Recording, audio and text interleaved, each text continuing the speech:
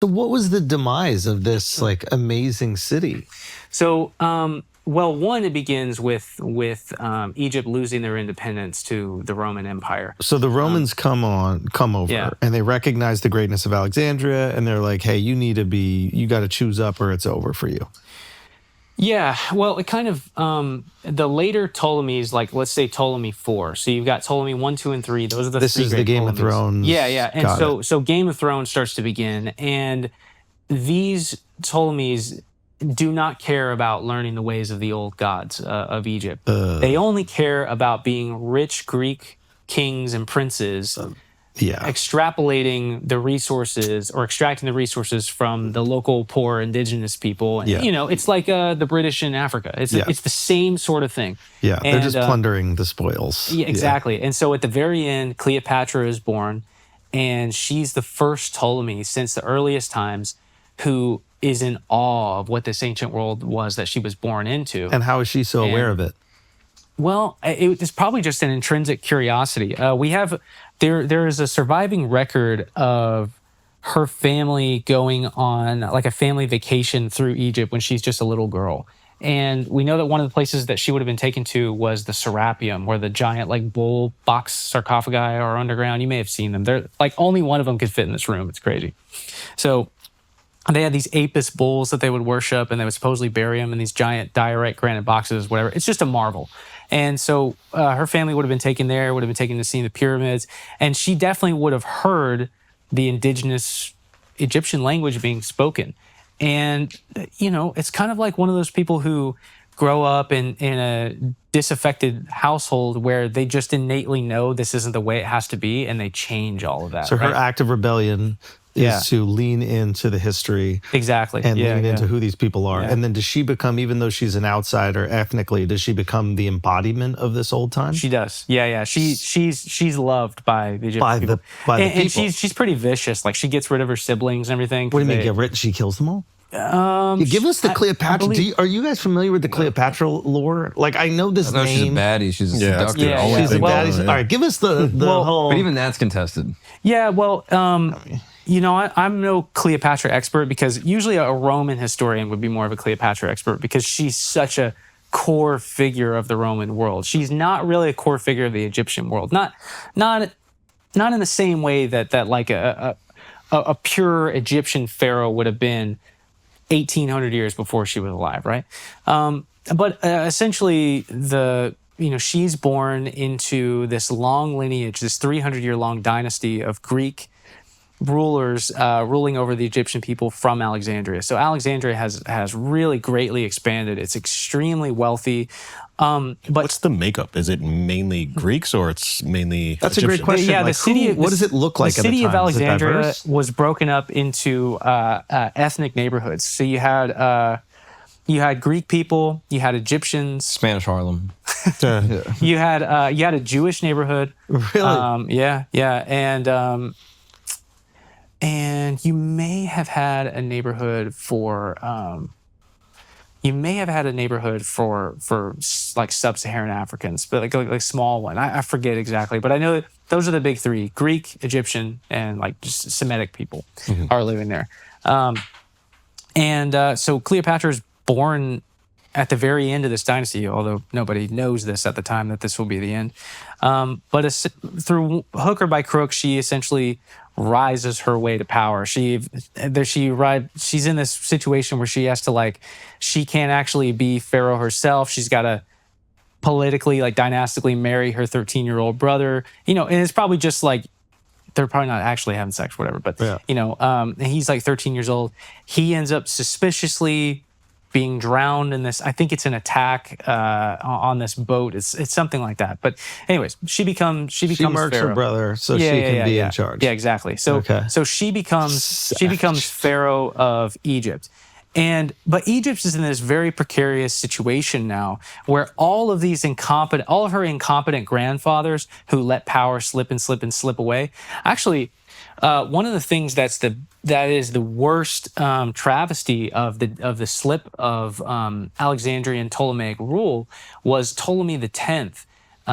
he had bankrupted Egypt's economy by like wasting all of the money. And so he had to go down into Alexander's mausoleum. Alexander had this huge monument that set across the street from the library of Alexandria. And he had this huge monument, and you'd see this statue of Alexander, and then it was under the ground that Alexander is buried in this solid gold sarcophagus, surrounded by the burials of all of the other Ptolemaic kings that are around him. And Ptolemy X goes in and pulls Alexander out of his coffin, puts him in a crystal or alabaster sarcophagus, takes the gold, melts down the gold, and he has to use that to pay off debt. Wow. And so yeah, it's nasty work. It's tragedy. It is symbolic though that like Alexandria by the very end is getting destroyed, and the way that they're trying to pay for it is by destroying the founder. Ooh, you know what I mean? Exactly, Like there's like a poetry to it. Yeah. It's crazy. Yeah. So they put him in an alabaster sarcophagus, and then a few generations later, or a couple generations later, Ptolemy XII, who I believe is Cleopatra's father, is born. He dies away. Ptolemy XIII is Cleopatra's brother. They have to get married. He suspiciously dies by drowning in the river. All of a sudden, Cleopatra is alone in the palace, and she is the ruler.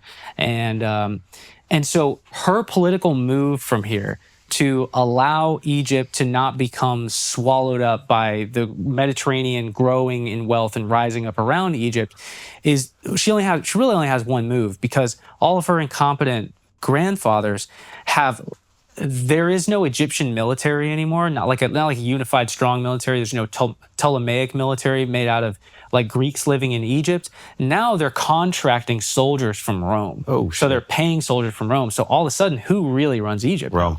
Right?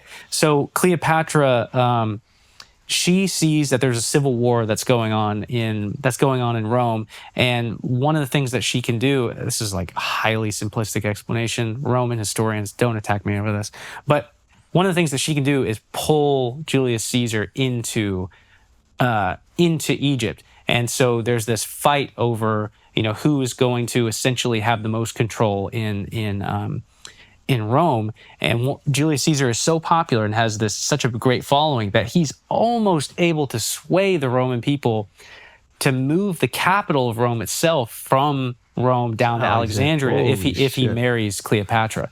And so essentially Julius Caesar has this like personality complex where he's conquered so much land, he's acquired such a vast amount of wealth.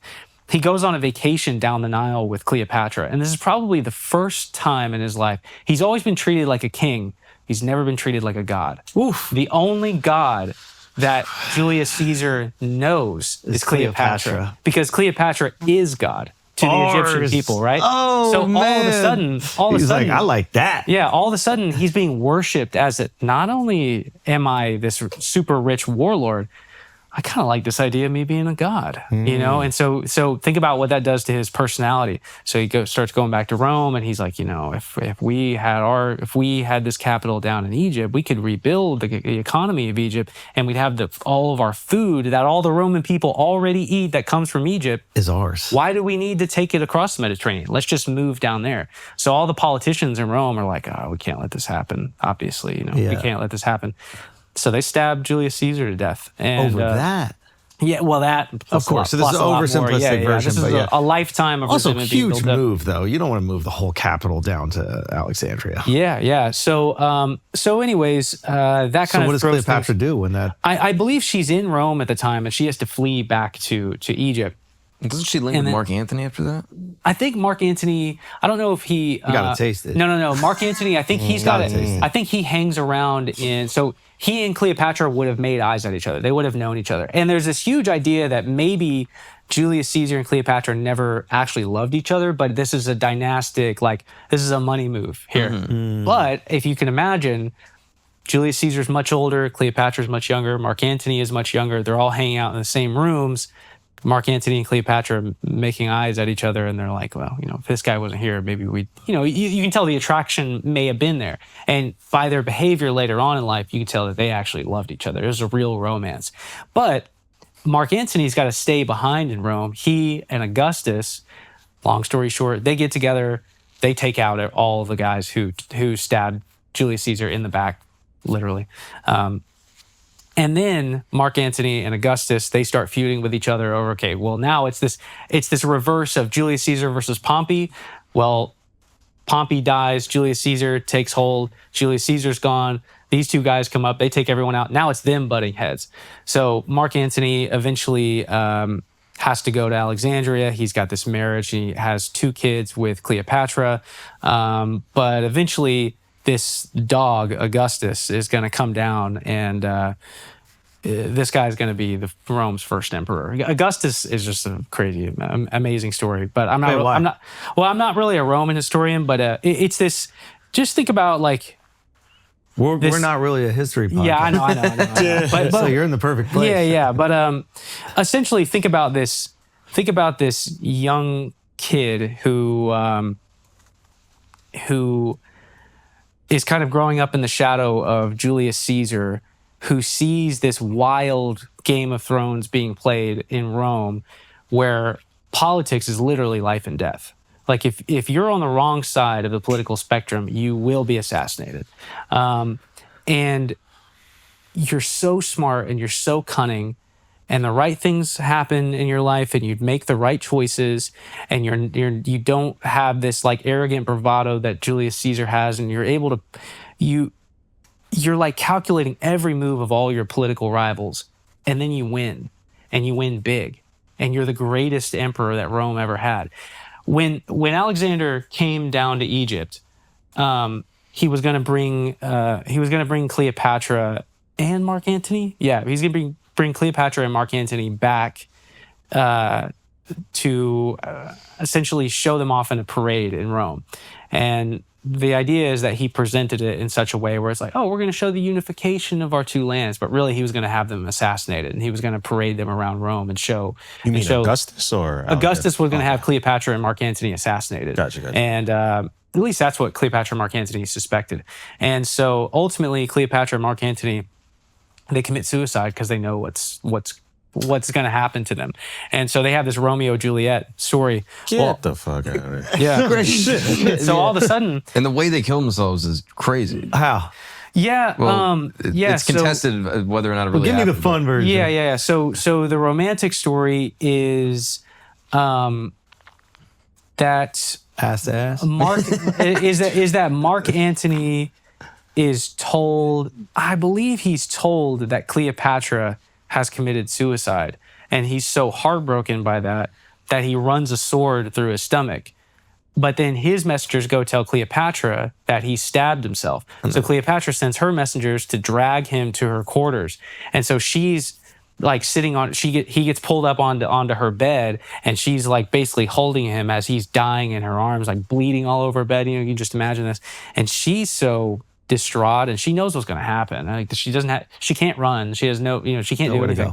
And so the story is she has an asp, which is like a very venomous Egyptian snake brought and bites her on the wrist, and then she dies. That's probably not how she actually killed herself, but they killed themselves in the presence of each other and died together, like Romeo and Juliet. By a viper, like chewing on your neck. Like and Augustus. And this, when is Romeo and Juliet? This is like Romeo and Juliet's like 1,500 years 15 later. years later, Yeah, right. yeah. So Romeo and Juliet's like Renaissance era. But is this kind of maybe it is the inspiration for that love story? Yeah, that's why Cleopatra's always depicted like with snakes and stuff. Like, like statues of her. It's like her like Shakespeare's a hack. And so Augustus knew this whole time that if I praise myself too much for the things that I've accomplished, if I rule with too much of an iron fist, I'm going to get my head cut off someday. I'm going to get assassinated. So what he does, he kind of is a classy guy. He knew that he was, at a certain point, he knew he was emperor of Rome, but he would never actually call himself that. I think he would call him like first citizen, or like the first citizen of Rome or something like that. But classy enough. When you're strong, appear weak. When you're weak, appear strong.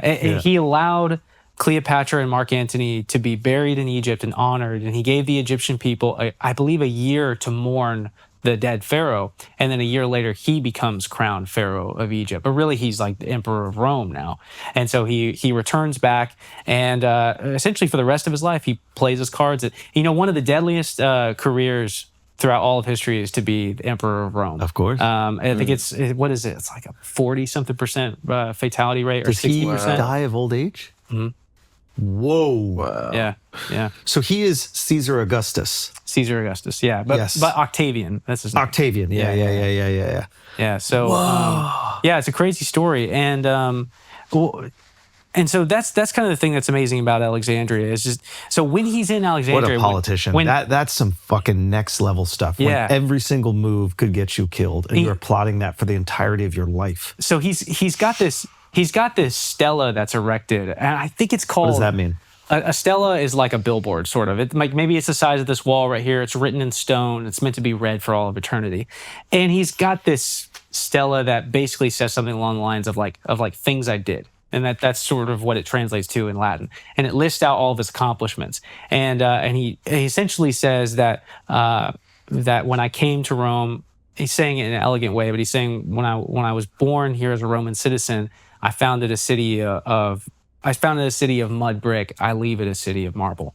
And so he is the one that started erecting Rome's, because before that it was made out of red brick and like timber, and it was like a really like janky, muddy, just trashy town. It was a big town. He started erecting the white marble stone monuments that you see in Rome. He was inspired to do that because because when he arrived in Alexandria, you have to imagine his thought process was like, how can there be a city greater than ours? Yeah, how can there be? So Alexandria inspires. What is it called? The Palladium? The Roman Palladium. What is that area when you go visit Rome right now, where you see all of the remnants of these old marble structures that are there? Roman. Well, there's a Pantheon. There's the Roman Pantheon, which is but the Palladium may be a region of the city, but I'm really not sure. Look that up for us, Joey. Yeah, if I'm not mistaken. Rome is the most amazing city I've ever been to. Yeah, and like New York is the greatest city in history. I'm a little bit biased, but if there wasn't New York, it's Rome. Like you go indulge in Rome, and then you go to Paris, and you're just like, oh, you guys are just knocking off Rome. Yeah. Like all this existed, but Roman Forum. Sorry, the Roman Forum. Okay, of course. But to that extent, Rome was really. Now I have to look at Alexandria and be like, oh shit. Well, and Alexandria was a knockoff of Athens. Yes. So it all sort of starts in Athens. But then, Athens itself is revolutionary in many ways, but they're also so inspired by the Bronze Age Greeks. Like you can kind of follow these webs as it goes back, And doesn't Alexander get back against the Persians? Like that's one of the things that I think Alexander is like so interesting to me is like I don't know if it's on purpose or if it's incidental, but like Cyrus goes through, or maybe it's Xerxes, and basically goes through and burns down all of Athens during like the Greco-Persian Wars. And then years later, Alexander the Great like sort of kind of unites these like Greek city-states, becomes like this great like Greek leader, and then goes to Persepolis and then burns it down himself. Like kind of was like an FU to the Persians that burned down Greece. Yeah. I think it was the Persians. I forget. It may have been Cyrus the Great invades Greece and then burns down a massive temple on the Acropolis of Athens. And then the Athenians, they made the decision to never rebuild it, to leave it there in its top as a reminder, as a reminder to everybody what would happen if they allowed invaders to come in again. Yeah. So the Athenians, are these like the aristocrats of that Greek empire at the time? Yeah. Each one is their own little nation state, but is this like the elites of the elites? Is that kind of how they see themselves? It is. It is the height of all of the Greek world, at least the classical Greek world. At what time in history is this? 450 BC, just like approximately. Wow. Yeah. And so one of the reasons for that is the Athenians and the Greeks in general have like a very young memory. There's an Egyptian saying that there are no old Greeks because the Greeks can't remember their ancient past, whereas the Egyptians have this continuous legacy going all the way back to 3000 BC. But the Greeks fall apart at the end of the Bronze Age. There's Which would massive, be what time? Like let's say 1150 BC. Okay. So there's this huge Bronze Age collapse. The Greeks are hit the hardest. You have these massive civilizations like Agamemnon in the movie Troy waging the war. So those are the Mycenaeans. That's this massive Greek Bronze Age empire, and it all collapses and falls apart. The Greeks fall into this Bronze Age. They hardly remember their ancient past anymore. And so throughout Greece, as it rises again, each little place has their own new philosophy. And the Athenians rise. I think that they have kings at first, and then they have like political tyrants. But then the people overthrow the political tyrants, and they create a new form of government, a democracy. Democracy, yeah. Now, this is an all-out democracy. So this is literally straight up just like individual votes, right? Or let's say men who own property or free men or something like that. Right. But it's like individual votes. And so you have this whole new philosophy. And that is why, that revolutionary thought that came from the ancient world, that people could be free and rule over themselves, was so profound that we still erect our Capitol buildings in that Athenian, in honor of that. In Athenian style. Yeah. It's all Athenian. And how are they able to have the security, safety, and food in order to focus on like a human being's right to sovereignty and thought, and like what created that kind of security? So this is the because this is what we're learning, right, throughout history. Every single civilization that you touch on, they have security, they have borders, and they have food. So this is for a long time. This is the dark side of the Athenian world. They had a lot of slaves. But the slave it really wasn't based on like race or anything like that. A lot of it was based on the subservient or captured culture. So if you could go capture this culture of people, and you could essentially pull them in, and they would become like your slave, right? So like, but were the Athenians warmongers? Like, where was their muscle? Where they So they participated in a lot of wars. They made if I remember correctly, they made an incredible amount of money repelling the Persians during the Persian War of the early 400s BC. They were able to recruit. They were finally able to convince the Spartans to go all in against the Persians. And long story short, as a result of the success of that war, Athens accumulated so much of the power and the wealth of Greece by taking those taxes. That's what it was. So they took a huge amount of taxes because of how much money Athens spent to be able to repel the Persians. And so as a result of that, all the money, just this gravitational pull, all the money just got sucked into Athens. So they put up these massive walls. They build this huge port. I think the port's called the Port of Piraeus. And then they have all these slaves or people they brought in from around the way. Now, these aren't slaves that are like what we may imagine like colonial America to be like. This is more like the working class that exists subservient to the political class. So a regular free Athenian male would wake up and would tell his slaves, and maybe the word slave didn't actually exist. It's a Greek word, but essentially you just had your workmen, but they were obligated by the very institution itself to work for you, right? And maybe they can be punished or killed if they didn't, or they tried to escape. But they would work for you. They'd tend to your fields. They would harvest your crops, like on the outside of the city walls, or they may take care of like official business that your family has been involved in. Your job was to go up to the Acropolis and participate in politics. And that was literally your job, was to be a politician and to be actively involved in the way that the city itself is being run, and give your opinion and give your thoughts, and go to war when the time came. So you would need to buy your own armor. You need to have it smithed out. You need to make your own swords and shields and everything. And so you were obligated. I don't believe that the slaves were ever obligated to actually bear arms and go to war. You were a political man. It was your job to be invested in what was actually good for the city itself, and then defend the city. And what about people who ran restaurants, farms, like security, policing? Like there must have been jobs to maintain infrastructure in a city. Yeah, absolutely. That gets a little bit more complicated. I mean, we only catch glimpses of that from like primary sources. We know that all that existed, but it was probably a mixture of like freemen and slaves providing those services. Like you may have a free man who owns a restaurant. There were restaurants. There was fast food in Rome for sure. Yeah. But in Athens itself, you would have what was called the agora, which was the marketplace that existed in the center. And you'd have people at their little markets selling stuff. So now, are those free men or women that are selling everything? Probably not.